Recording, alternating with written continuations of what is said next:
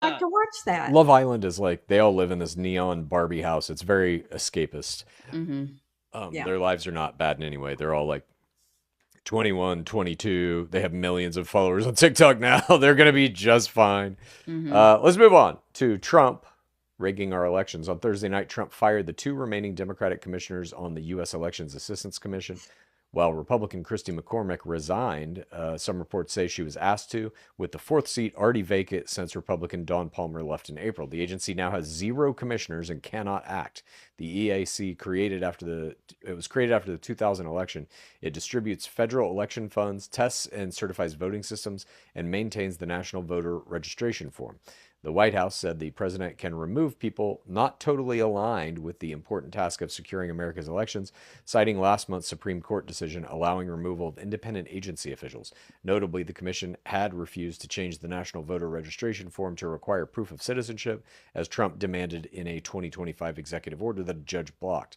With midterm planning underway, the only federal agency devoted solely to the election administration is now disabled.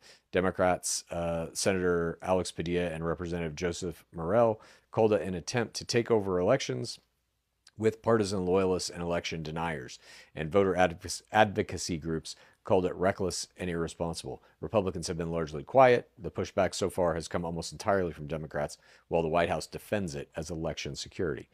Mom, why do you think Trump fired everybody who oversees federal elections? Well, what I just read right now, which was also on my iPad, it says he cannot simply install replacement commissioners on his own.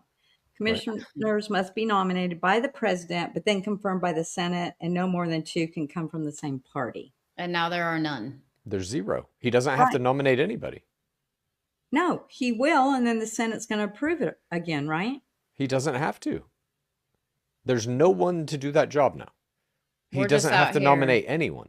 Shit's But just also, staying in a win. if he does, it's going to Uh-huh. be like people in positions everywhere else throughout the government. These weird loyalists to him who will do whatever the fuck he says. And now he's still got control of the Senate. They will put that person through. That's what happens in every case. So my question is, why do you think he fired everyone who oversees federal elections? Because he didn't think the way we're voting is correct. Uh-huh. But what's Why? He the won. But it what? He won the election. Why does he think that? Because in some of those states he should have won, he didn't. Okay. You don't think he's trying to rig the election? No. Okay, so you can't be serious. he's well. Let me ask you this then: do you think firing